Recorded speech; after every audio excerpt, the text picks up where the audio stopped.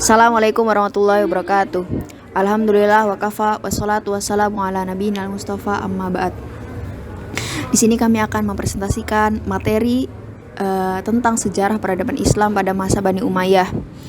Tepatnya yaitu Andalusia, kota peradaban Islam di barat pada tahun 756 sampai 1031 Masehi.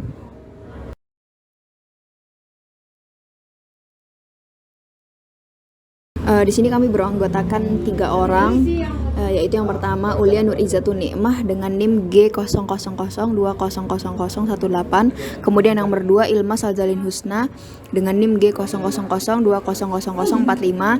Dan yang ketiga saya sendiri yaitu Aufan Rokonita dengan NIM G00020058.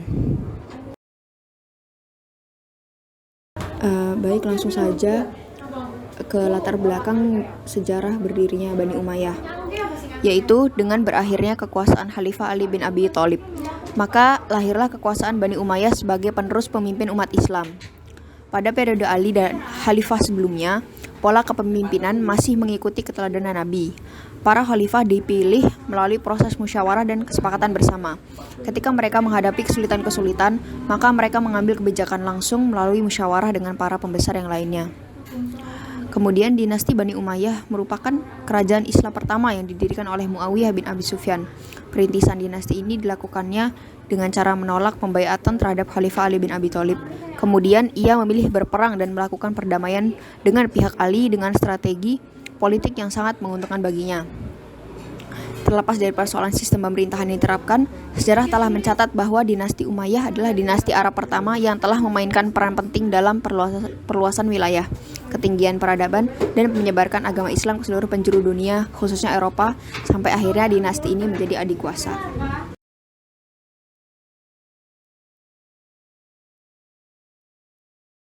Oke, terima kasih. Di sini saya akan menjelaskan terkait sejarah peradaban Bani Umayyah di Andalusia. Nah, jadi intinya pada dinasti Umayyah ini diambil dari nama Umayyah ibni Abdi Syam ibni Abdi Manaf. Nah, dinasti ini sebenarnya mulai dirintis semenjak masa kepemimpinan Khalifah Utsman bin Affan. Namun baru kemudian berhasil dideklarasikan dan mendapat pengakuan kedaulatan oleh seluruh rakyat setelah Khalifah terbunuh dan Hasan ini ibni Ali ini diangkat oleh kaum muslimin di Irak dengan pengakuan dan dengan perundingan dan perjanjiannya. Oke, di sini saya akan melanjutkan slide keduanya, itu terkait sejarah peradaban Islam Bani Umayyah di Andalusia. Itu pada tanggal 15 Mei 756, Abni Rahman Al-Dakil memproklamirkan berdirinya Imarah Umayyah II di Andalusia Spanyol yang ini mendapat secara resmi dimulai kekuasaan kedua dari dinasti Umayyah lepas dari Abbasiyah di Baghdad. Nah, wilayah Islam ini kan di Andalusia pada Umayyah II ini dibagi menjadi 5 provinsi, yaitu ada Viceroyalty yang dikepalai oleh seorang amir. Nah, pusatnya pemerintahnya itu ada di Cordova. Sejak masuk ke Spanyol, wilayah ini menjadi provinsi Islam di bawah Bani Umayyah Damaskus. Nah, namanya diganti dengan Sultan Andalusia. Nah, pemerintah pusat ini Damaskus menempatkan seorang wali atau amir di Spanyol. Oke, di slide selanjutnya saya akan menjelaskan pada masa kejayaan dinasti Umayyah di Andalusia, yaitu pada intinya di slide ini adalah bahwa dinasti Umayyah di Andalusia ini memiliki beberapa khalifah yang mempunyai pengaruh sangat besar seperti Abdurrahman I, III, Al-Hakam II, Al-Hajib, Al-Mansur Billah atau Muhammad II. Kebijakan penting para khalifah inilah menjadikan perekonomian dinasti Umayyah mengalami kemajuan, seperti mendirikan lembaga-lembaga pemerintah yang independen sehingga memudahkan relasi antar mereka tanpa ada intervensi dari kekuatan lain. Terus kemudian juga menjadikan Cordova ini pusat bisnis dan ilmu pengetahuan, penguasa, pengusaha dan ulama. Yang selanjutnya saya serahkan kepada teman saya. Baik, di sini saya akan melanjutkan penjelasan mengenai perkembangan ilmu pengetahuan Bani Umayyah di Andalusia. Sebagaimana pemimpin dinasti Abbasiyah yang berada di Baghdad, para khalifah dinasti Umayyah Andalusia juga mempunyai giroh atau semangat yang tinggi dalam hal pengembangan ilmu pengetahuan. Sebagian besar khalifah Umayyah Andalusia merupakan pecinta ilmu pengetahuan dan memberikan ruang yang seluas-luasnya bagi siapapun yang menaruh perhatian terhadap ilmu pengetahuan. Pada masa pemerintah Muhammad bin Abdurrahman al-Ausat, sejarawan mulai memperhatikan perpustakaan-perpustakaan Andalusia, dan yang paling terkenal yakni adalah Perpustakaan Cordoba. Perpustakaan Cordoba dibangun dan terus disempurnakan oleh beberapa khalifah Umayyah sehingga menjadi perpustakaan yang satu-satunya terbesar di Eropa pada masa itu. Perkembangan dan kemajuan yang diraih oleh Andalusia diantaranya karena para khalifah menaruh perhatian serius terhadap kestabilan sosial, politik, dan ekonomi karena mereka menyadari bahwa kestabilan kehidupan akan berpengaruh dalam pengembangan ilmu pengetahuan dan sains di negara. Ilmu yang berkembang pada masa itu tidak hanya sebatas pada bidang ilmu agama seperti ilmu hadis, fikih, dan ilmu kalam semata, melainkan juga ilmu-ilmu umum yang meliputi filsafat dengan berbagai cabang ilmunya seperti ilmu-ilmu sosial dan ilmu alam. Berikut ini uraian mengenai perkembangan intelektual di masing-masing bidang. Yang pertama yakni seni dan sastra. Seni dan sastra merupakan bidang kajian yang ikut mengalami perkembangan di Andalusia, meskipun tidak semaju Baghdad. Sejarah mencatat beberapa pencapaian yang ditorehkan oleh kaum muslimin Andalusia seperti ilmu-ilmu linguistik, termasuk dalam filologi, tata bahasa, dan leksikografi. Dalam bidang sastra, penulis yang paling terkenal adalah Ibnu Rabbihi, yang merupakan keturunan budak yang telah dibebaskan oleh Hisham pertama. Adapun karya antologinya yang kondang berjudul Al-Iqdal Farid atau Kalung Antik. Selain Ibnu Rabbihi, Ibnu Hazm dan Ibnu Al-Khatib, Spanyol juga melahirkan beberapa penyair terkenal yakni Abu Al-Walid Ahmad bin Zaidun yang dianggap sebagai penyair terbesar Andalusia. Yang kedua ada bidang astronomi.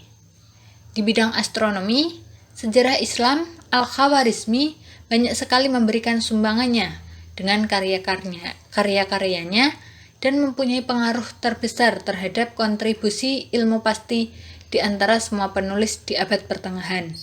Ia menulis buku Al-Jabr wa Al-Muqabalah yang memuat daftar astronomi yang tertua, dan Al-Khawarizmi merupakan orang pertama yang menyusun buku ilmu berhitung dan aljabar. Namun di samping itu terdapat tokoh lain yang terkenal dalam bidang astronomi yakni Ibnu Maimun. Tokoh yang paling terkenal dalam ilmu astronomi adalah Ibrahim Ibnu Yahya al-Naqqas. Ia dapat menentukan waktu terjadinya gerhana matahari dan menentukan berapa lamanya. Dan masih banyak lagi tokoh-tokoh dalam ilmu astronomi di Andalusia. Yang ketiga yakni matematika.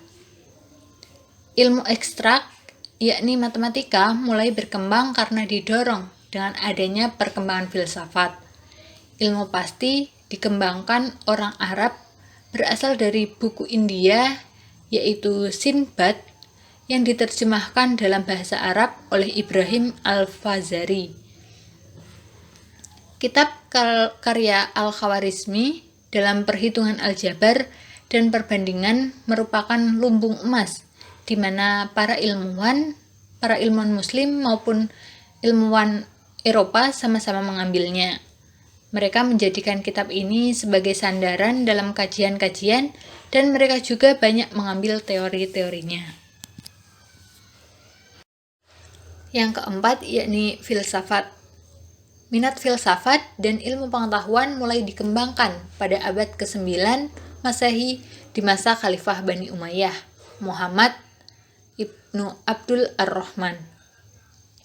Karya-karya ilmiah dan filosofis dalam jumlah besar diimpor dari timur sehingga Cordoba menjadi perpustakaan dan universitas besar yang dapat menyaingi Baghdad sebagai pusat utama ilmu pengetahuan di dunia Islam. Dalam keadaan ini, maka Spanyol banyak melahirkan filosof-filosof besar. Tokoh pertama dalam sejarah filsafat Arab Spanyol adalah Abu Bakar Muhammad Ibnu Al-Sayyid.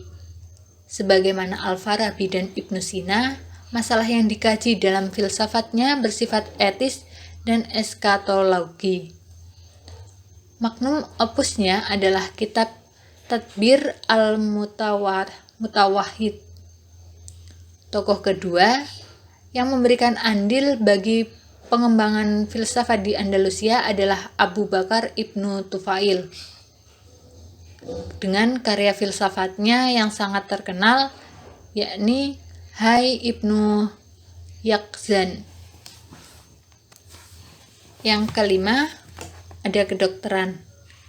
Ilmu kedokteran berhasil mencapai kemajuan dengan beberapa inovasi pengobatan. Salah satu tokohnya bernama Abdul Qasim Az-Zahrawi yang kemudian dijuluki Abul Chasis oleh orang-orang barat.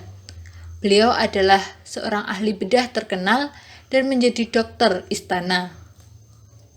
Di antara karyanya yang terkenal adalah Al-Tasrif, terdiri dari 30 jilid. Selain Al-Qasim, terdapat seorang filosof besar bernama Ibnu Rusyid yang juga ahli dalam bidang kedokteran, yang di antara karyanya adalah Kulliyat Al-Tib. Yang keenam, yakni sejarah.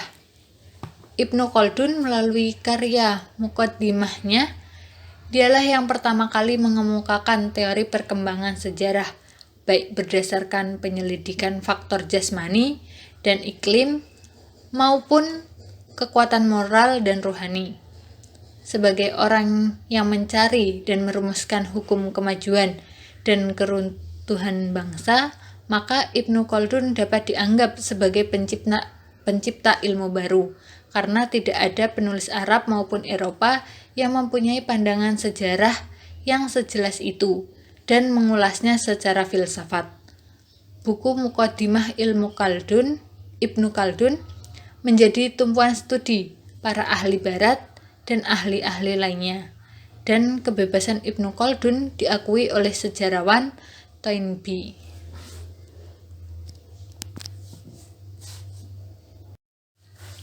Pada masa pemerintahan Bani Umayyah, ilmu pengetahuan mengalami kemajuan yang sangat berarti. Adapun perkembangan ilmu pengetahuan pada masa ini dapat dikelompokkan sebagai berikut. Yang pertama, yakni ilmu kimia. Di antara ahli kimia yang terkenal pada era kejayaan Islam Andalusia adalah Abu Al-Qasim Abbas Ibnu Firnas, yang mengembangkan ilmu kimia murni dan kimia terapan. Ilmu kimia murni maupun kimia terapan adalah dasar bagi ilmu farmasi yang erat kaitannya dengan ilmu kedokteran.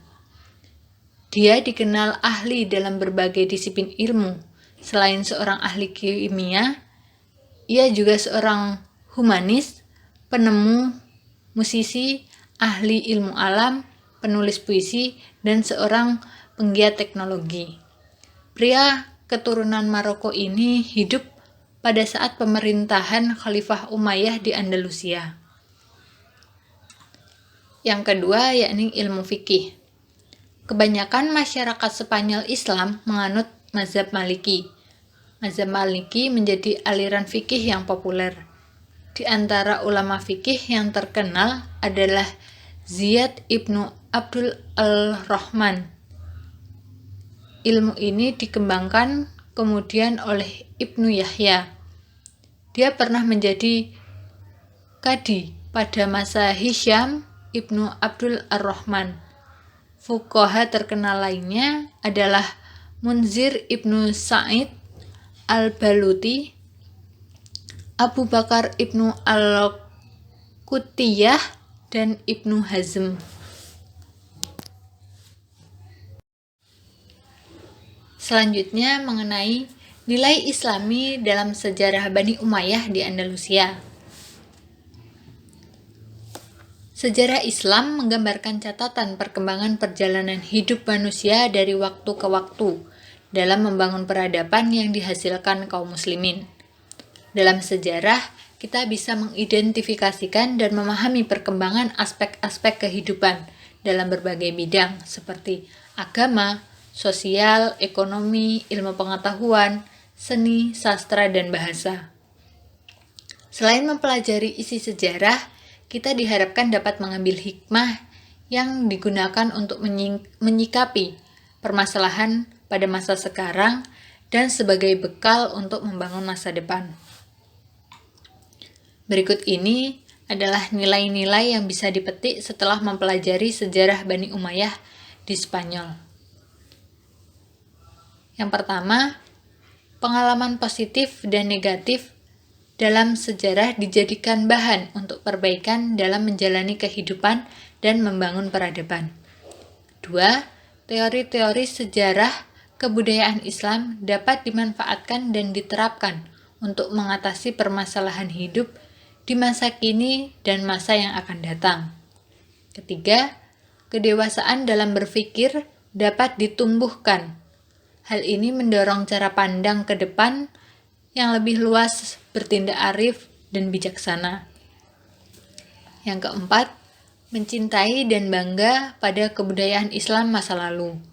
5. Melibatkan diri dalam pemeliharaan hasil peradaban, baik dengan mempelajarinya maupun mengambil manfaatnya.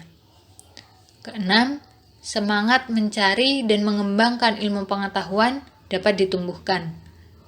Ketujuh, memupuk semangat dan motivasi untuk meningkatkan prestasi.